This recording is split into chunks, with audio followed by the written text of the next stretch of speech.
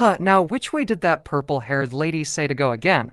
Maybe our map has picked up a nearby warp point. We can use to get back to our office. We have mountains of work to do we can't afford to be. Oh. Why, hello there. Say, what are you doing here? We see. You followed that purple-haired lady's directions as well, huh? Well, don't fret judging by the map, there's a warp point near.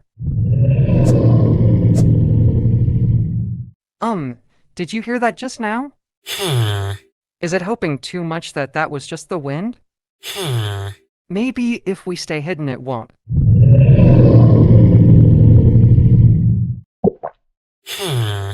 It's right behind us, isn't it?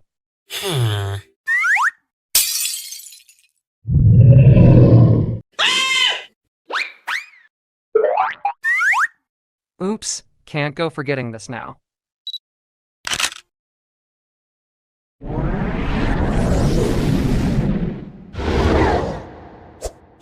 Phew, we made it, are you okay? That's good to hear. That was a close one, wasn't it? Oh, you're wondering what we were doing in that place.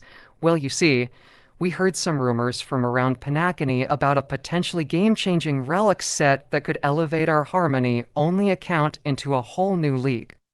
At first, we wasn't sure if it existed, but that purple-haired woman told us she came across something rather similar when she was last there, although.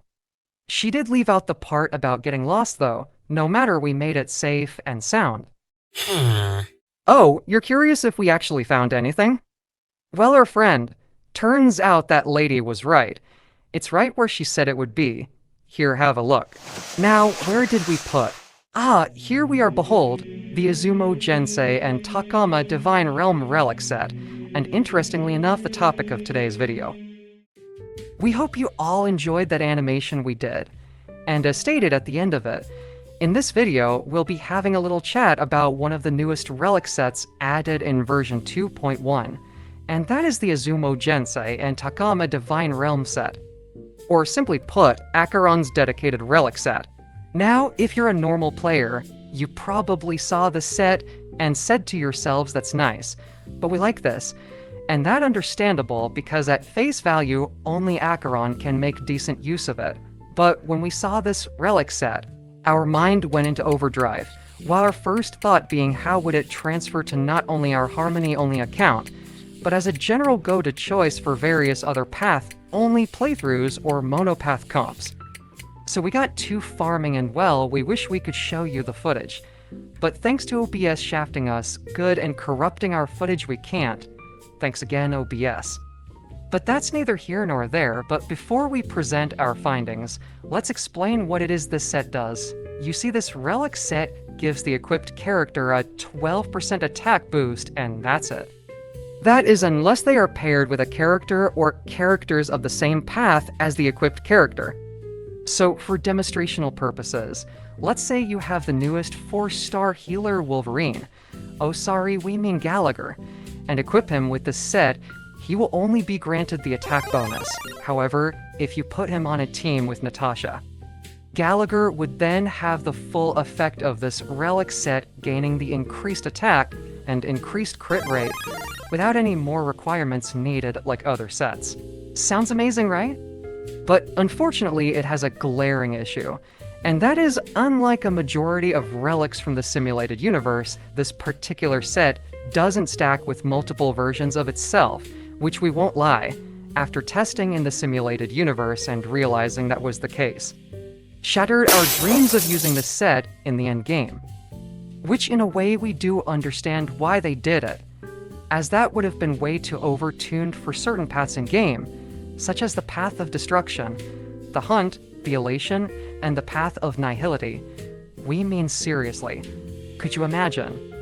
If you could get a free 48% attack and crit rate boost for your Jing Liu and Blade from just your Relics to Peace bonus, without even considering the substats that could roll on said artifacts. And while we agree that would be fairly overtuned, the argument against that is listed within the relic set's description itself, and that is when the character equipped with this set is partnered with an ally of the same path. They then proceed to gain the respective crit and attack buffs granted by this set. Those key words there being character of the same path. Now most players know the ideal team comp at this point in the game's lifespan. That is, unless you are new to the game, that is, are typically composed of either a DPS like Himeko, a sub-DPS like Herta, a Harmony like Sparkle, and a preservation unit like Fuzuen or Adventurine, or on the other hand, you could have a hyper carry squad, composed of a hyper carry DPS like Jingliu or Blade, a debuffer like Pela or Silverwolf, a buffer like Sparkle or Ruin Mai, and either a healer like Huo or a tank like Fuzuen. But what does this have to do with this Relic's particular set bonus?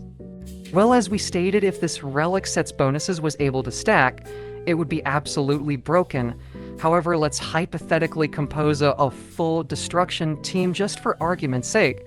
So we would of course choose Jingliu, Dan Heng Imbibitor Lunai, Blade, and Clara. Now looking closely, can you see the issue with this particular team? Take your time, we'll give you a few seconds to think it through, starting now.